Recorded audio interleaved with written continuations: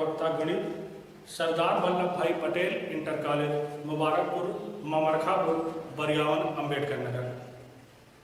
तो बच्चों, आप लोग जो है क्लास 9th से क्लास 10th में पहुंच चुके हैं। तो आप लोगों ने देखा था कि 9th में जो भी मैथमेटिक्स है उस सब का यूज आगे तो है ही है, लेकिन 10th में हमको जो मैथमेटिक्स पढ़नी है उसमें कई चैप्टर्स हैं और सभी चैप्टर्स अपने आप में इम्पॉर्टेंट हैं। तो इसमें हम पहला चैप्टर जो है स्टार्ट करने क्लास 10th का चल रहे हैं। उसमें चैप्टर का नाम है संख्या पद्धति। संख्या पद्धति, कुछ बुकों में वास्तविक संख्याएं करके भी यही चैप्टर दिया हुआ है। तो इसी का अध्ययन हमको करना है। सबसे पहले हम लोगों ने पिछली कक्षाओं में ये देखा, ये अध्ययन किया। पिछली कक्षाओं का मतलब शुरू से लेकर अंत तक जो भी कक्षाएं हैं उसमें हम लोगों ने ये देखा कि पूरी की पूरी मैथमेटिक्स इन 4 संक्रियाओं पे आधारित है। नंबर 1 प्लस, धनात्मक जो भी जैसे कहो, माइनस जिसको ऋण तुम लोग बोलते हो, मल्टीप्लिकेशन मतलब गुणा, और चौथी है डिवीजन मतलब भाग। तो इन्हीं चारों संक्रियाओं पर पूरी की पूरी मैथमेटिक्स आधारित है। अब गणित में इन चारों संक्रियाओं का प्रयोग तो हमने किया ही किया, इसके साथ साथ पीछे हमने देखा कि संख्याएं भी कई प्रकार की होती हैं, जैसे वास्तविक संख्याएं, प्राकृतिक संख्याएं जिसको धनपूर्णांक भी कहते हैं, पूर्ण संख्याएं, पूर्णांक संख्याएं, परिमेय संख्याएं, अपरिमेय संख्याएं, अपरिमेय संख्याएं आदि इसके अलावा भी संख्याएं होती हैं। हम जो है इस अध्याय में इन सभी संख्याओं में प्रयोग होने वाले प्रमेय या प्रमेयिका की चर्चा करेंगे। तो खासकर धन पूर्णांकों के लिए बात होगी। तो ऐसी प्रमेयिकाएं 2 प्रकार की होती हैं। ऐसी प्रमेयिकाएं 2 प्रकार की होती हैं। नंबर 1 यूक्लिड विभाजन प्रमेयिका, यूक्लिड्स डिवीजन लेमा, इसके इंग्लिश में।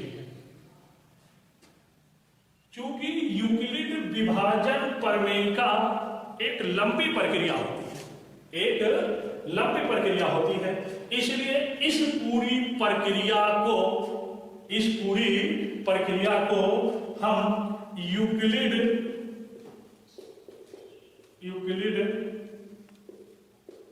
विभाजन एल्गोरिथम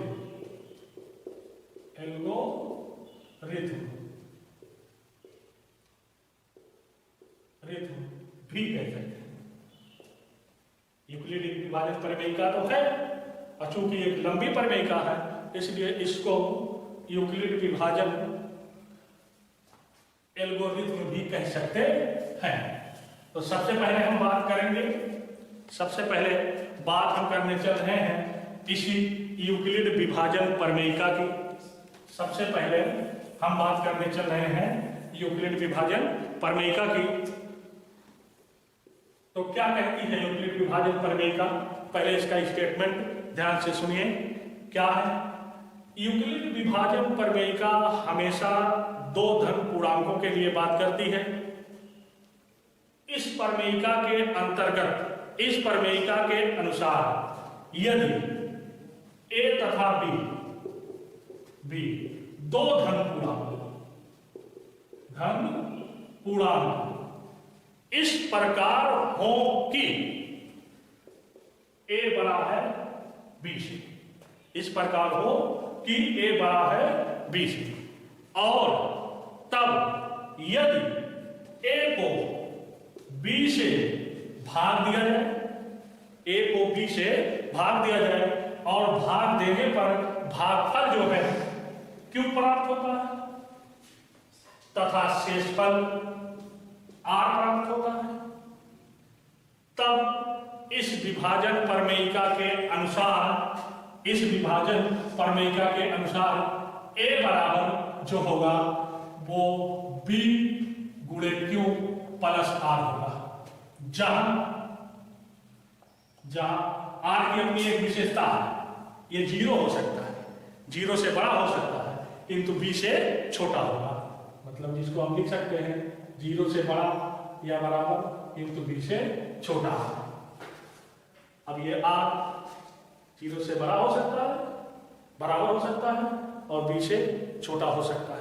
ठीक, अच्छा दैट इसको एक शब्दों में हम ये भी कह सकते हैं, a है क्या हमारा यहाँ से अगर देखा जाए क्या भाग देते हैं यहाँ से क्या a भाज्य, मतलब दैट हम लिख सकते हैं भाज्य बराबर, भाज्य बराबर b क्या है भाजक, तो मतलब भाजक गुणे क्यों क्या है भागफल,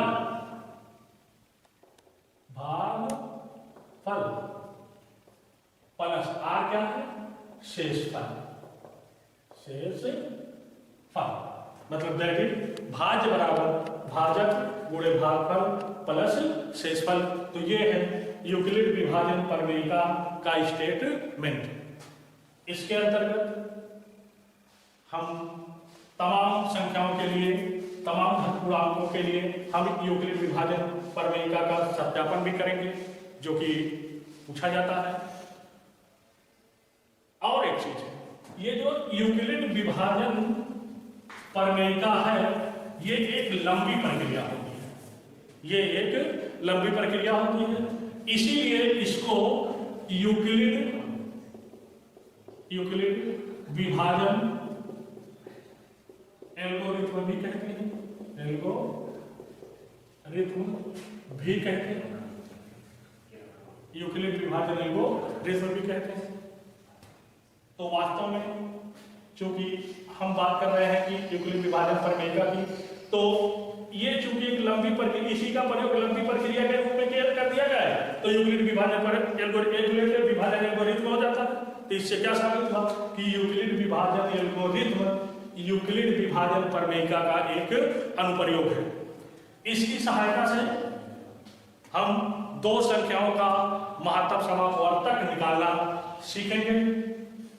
ये काफी मददगार है दो संख्याओं के महत्तम समापवर्तक निकालने में, और वो भी कैसे, हम जो ध्यान देंगे इस पर कि भाज्य बराबर भाजक गुणे भागफल प्लस शेषफल, और पूरा का पूरा मामला जो निर्भर करेगा वो r 0 है कि 0 से बड़ा है तो 1 है कि 2 है 3 है, किंतु ये ध्यान देना है कि b से बड़ा ना होने पावे, तो इसी पे निर्भर करेगा पूरा का पूरा मामला। इसकी बदौलत से एल्गोरिथ्म विभाजन यूक्लिड विभाजन एल्गोरिथ्म से हम दो संख्याओं का महत्तम समापवर्तक निकालना यहाँ पे सीखेंगे। आइए हम सबसे पहले इस पर आधारित एक एग्जाम्पल तुम लोगों को देते हैं कि इसके प्रयोग से हम कैसे जो है दो संख्याओं का महत्तम समापवर्तक निकालेंगे। तो इसके लिए एक क्वेश्चन हम बुक से उठा लेते हैं, एक क्वेश्चन हम बुक से उठा लेते हैं, जैसे एग्जाम्पल ये हमारे पास दे दिया जाए 4052 तथा 12,576 का महत्तम समापवर्तक मतलब हाईएस्ट कॉमन फैक्टर विभाजन यूक्लिड विभाजन एल्गोरिथ्म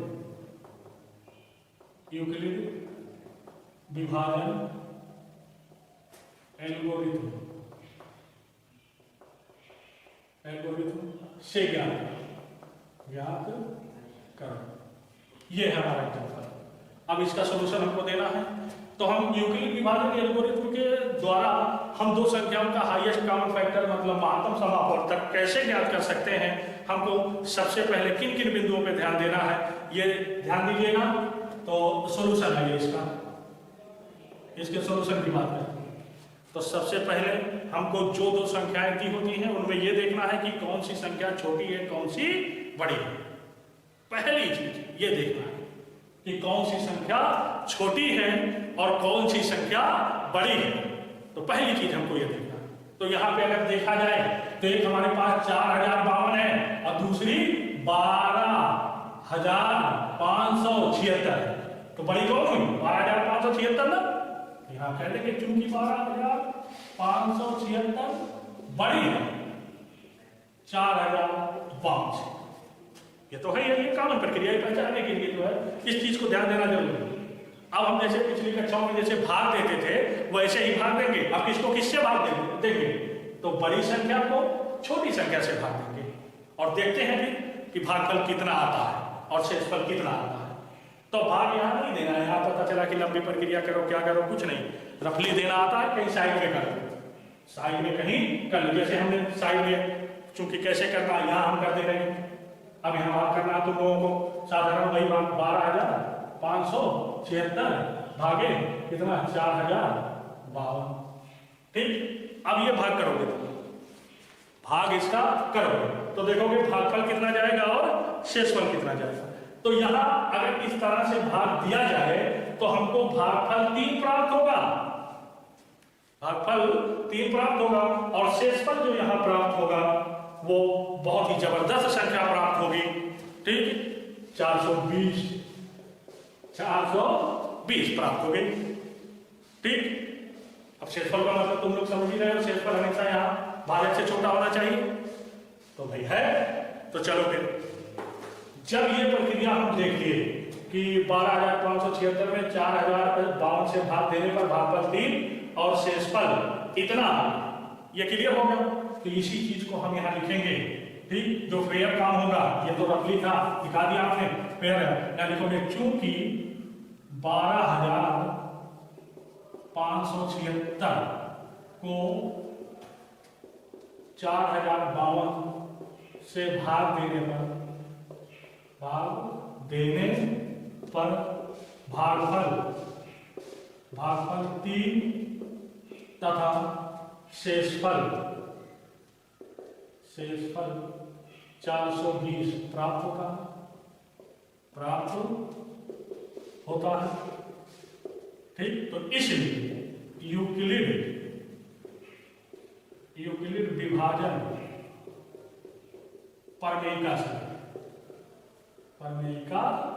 से अब यूक्लिड विभाजन प्रमेयिका क्या कहती है कि भाज्य मतलब वहां दिए थे, देखे थे आपने 12,576 को भाज्य बनाया था, तो 12 भाज्य मतलब 12,576 ये बराबर होगा किसके? भाजक अभी रफली भाग दिया गया था, किसको बनाया गया था? 4,052 को, तो 4,052 गुणे भागफल कितना आया था? 3, तो 3 प्लस शेषफल कितना आया था? 420। यूक्लिड विभाजन प्रमेयिका से ये होता है। अब हम ध्यान जानते हो कहां देंगे? शेषफल पे ध्यान देंगे। शेषफल अब देखो 0 हो सकता है, 0 से बड़ा हो सकता है, ऋणात्मक हम नहीं जाएंगे, क्योंकि अगर ज्यादा लेकर के शेषफल ऋण में जाए तो ऐसा नहीं करेंगे, क्योंकि यूक्लिड विभाजन प्रमेयिका इसकी इजाजत नहीं देती है। तो 420 क्या ये 0 है? नहीं। अगर ये 0 होता तो हम कह सकते थे इनका और इनका महत्तम समापवर्तक जो ये छोटी संख्या है वो हो जाती, लेकिन चूंकि ऐसा है तो ऐसा नहीं है, तब क्या है? 0 से बड़ा है। तो अब सेकेंड स्टेप में क्या करेंगे? इसी शेषफल से जो पहले भागफल था, जो पहले भाजक था, इसी शेषफल से जो पहले भाजक था उसमें भाग देंगे। फिर देखते हैं कि भागफल क्या आएगा और शेषफल क्या आएगा। तो रफली कहीं देखा जाए, हमने क्या कहा कि शेषफल तो 0 आया नहीं, तो इसीलिए इस शेषफल से अब की बार जो पहले भाजक था उसमें भाग देंगे, मतलब 4,052 भाग देंगे, रफली कहीं दे देंगे और फिर वही देखेंगे कि भागफल क्या आता है और शेषफल क्या आता है। ठीक, तो रफली कहीं देना है हमको, मान लो यही, चलो रफली काम अपना कर लेते हैं। 52 भागे 420 और यहाँ अगर देखा जाए तो कुछ ना कुछ तो भागफल मिलेगा, कुछ ना कुछ शेषफल मिलेगा। अब यहाँ की अगर भागफल की बात करें तो कितनी बार है? देखिए 3 बार में अगर ले जाए तो कितना जाता है? 3 से 3 दूनी 6, 3 चौक 12 नहीं और ले जाए कितनी बार? 8 बार देखा जाए तो 8 16 के 6, 8 चौक 32, 133, 9 बार ले जाया गया, 9 बार, 8 शून्य शून्य, 8 दूनी 16 के 6 और 8 चौक 9 बार ले जाया जाए, 9 बार, 9 शून्य शून्य, 9 दूनी 18 के 8, 9 चौक 36, 1 37, चला तब 9 बार मान ले जाते हैं 9 शून्य शून्य, 9 दूनी 18 के 8, 9 चौक 36, 1 37, कितना आएगा 2, ये हो जाएगा 15 7, ये बच गया 9 2, आपकी बात 272 आएगा। ठीक, तो ये रफली काम है, ये लिखने वाला काम नहीं होगा। लिखने वाला क्या होगा, बस खाली हम ये देख रहे हैं 9 आया है और 272 आया है, 9 आया है और 272 आया है, तो यहाँ लिखोगे पुनः, लेकिन जो फेयर का काम होगा पुनः। ठीक, 4052 को 420 से भाग देने पर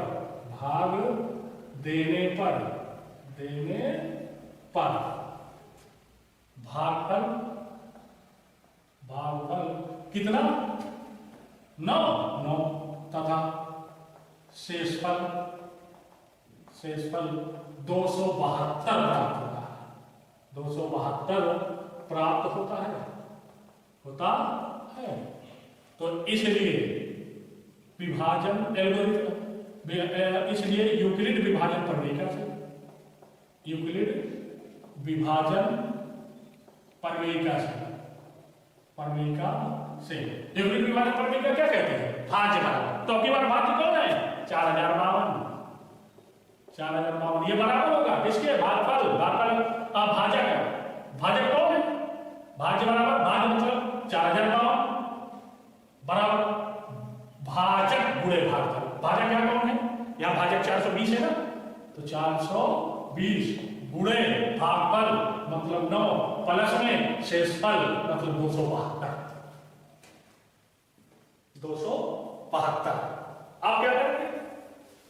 आप क्या करेंगे, देखो हमने पहले कह रखा कि जब तक शेषफल शून्य नहीं प्राप्त होगा तब तक हम महत्तम समापवर्त की बात नहीं कर सकते।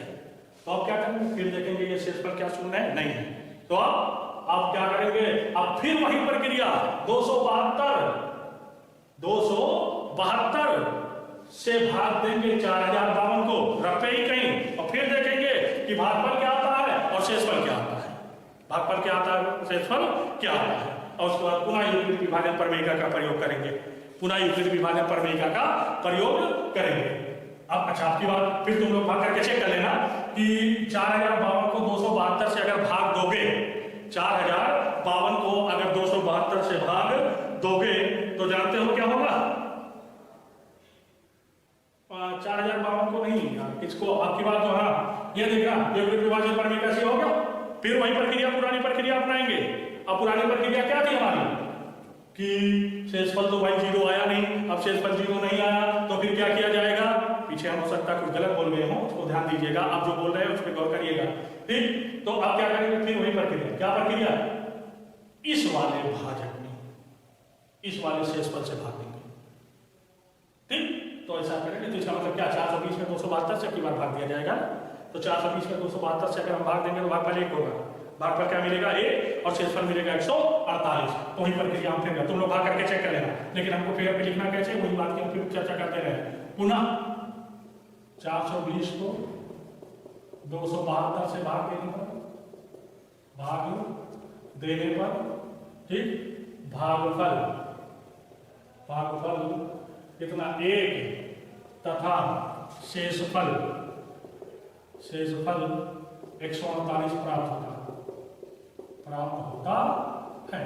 देखो इस टाइम का क्वेश्चन हम सिस्टमेटिक पूरा लिख करके बता दे रहे हैं ताकि जो है बोर्ड वगैरह में लिखना हो तो कैसे तुम लोग चेक करोगे, बोर्ड वगैरह में लिखना है तो कैसे चेक करोगे। तो वही चीज पुनः 420 को 272 से भाग देने मतलब यहाँ वाले को यहाँ से भाग दोगे, ठीक, जो है भागफल है और शेषफल 148 प्राप्त होता है। तो इसलिए यूक्लिड विभाजन प्रमेय से फिर वही सिस्टम, यूक्लिड विभाजन प्रमेय से क्या मिलेगा, 420 बराबर ये मिलेगा कितना 272 गुणे 1 प्लस में 148। अभी विशेष पर 0 नहीं हुआ, फिर वही प्रक्रिया आगे करनी है। प्रक्रिया क्या है, आपकी बार 148 से 272 को भाग देंगे, ठीक। तो जब 148 से 272 को भाग देंगे, रफ पे कहीं तुम लोग भाग कर लेना, देख लेना कितना आता है। तो ऐसी कंडीशन में फिर भागफल जो है 1 और शेषफल 124 प्राप्त होगा। ठीक। तो वही चीज फिर लेकर वो पेन चेक कर लेंगे, उसके बाद फिर यही लिखेंगे पुनः, जब यहाँ तक हो जाए तो उसके बाद फिर पुनः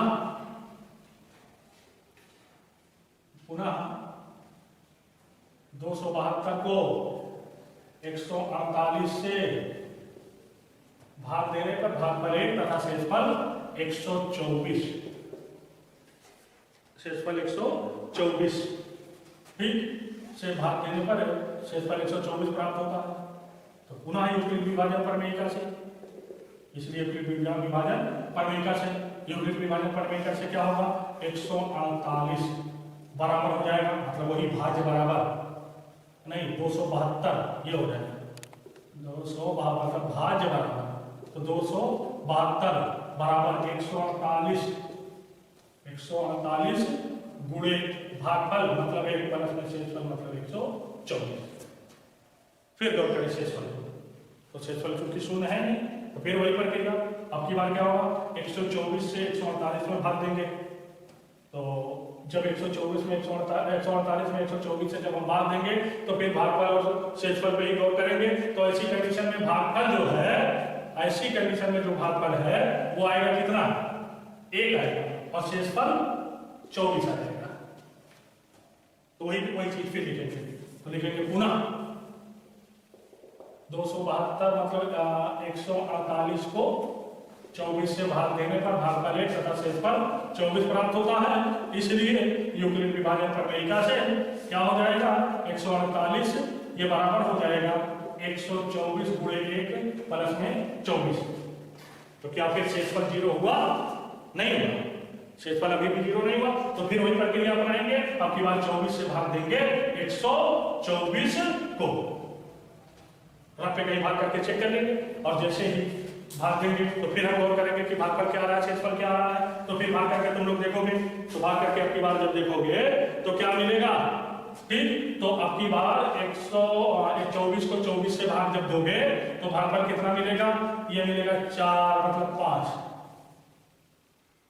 24 पंजे भागफल 5 मिल जाएगा और शेषफल 4 मिल जाएगा। तो फिर वही चीज हम लिखेंगे स्टेप बाय स्टेप कि पुनः 124 को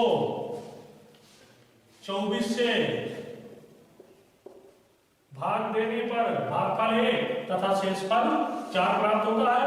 इसलिए यूक्लिड विभाजन प्रमेयिका से क्या हो जाएगा, 124 बराबर ये होगा क्या, 24 गुणे 5 प्लस में 4। और ये प्रक्रिया हमने कहा कि तब तक हम देखेंगे कि जब तक जो है ये शेषफल शून्य ना हो जाए। तो क्या ये शेषफल शून्य हुआ, नहीं हुआ। अगर अब नहीं हुआ तो क्या करोगे, अब फिर 4 से हम 24 को भाग देंगे। तो जब 4 में हम 24 से इसी 4 से इसी 24 में फिर भाग देंगे, और भाग दे करके देखेंगे कि क्या फिर भागफल और शेषफल की क्या कंडीशन है। तो रफ पे कहीं भाग दे लेंगे, तो अब की बार क्या होगा कि 24 से ये कट जाएगा, शेषफल शून्य हो जाएगा। तो यहाँ फिर लिखोगे पुनः 24 को 4 से भाग देने पर भागफल 6 तथा शेषफल 0 प्राप्त होता है। हमारा मेन स्टेप यही था कि शेषफल 0 प्राप्त हो जाए। हमारा मेन स्टेप क्या था, शेषफल 0 प्राप्त हो जाए। शेषफल 0 प्राप्त हो गया ना, किससे भाग देने पर प्राप्त हुआ था, 4 से भाग देने पर प्राप्त हुआ था।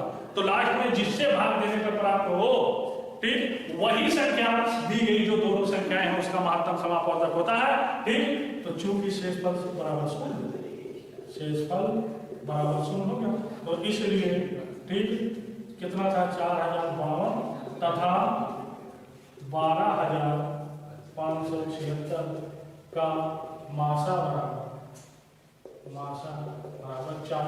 यही आंसर हो जाएगा, यही आंसर हो जाएगा। ठीक, तो आज चूंकि पहला दिन है नीरज, चूंकि आज पहला दिन है तो थोड़ा सा कैमरे के सामने हमारी भी कैपेसिटी और परफॉर्मेंस से पता नहीं कैसा रहा हो, ठीक, वो तो देखना पड़ेगा।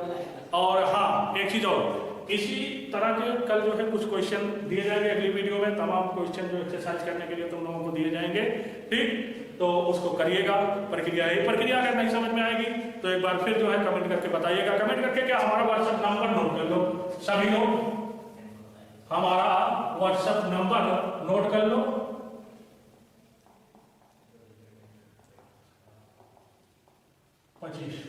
ये है हमारा व्हाट्सएप नंबर। और याद रखिएगा, केवल टॉपिक से रिलेटेड कोई भी क्वेश्चंस हो या कोई भी चीज ना समझ में आई है तो कमेंट उसको कर सकते हो। अगली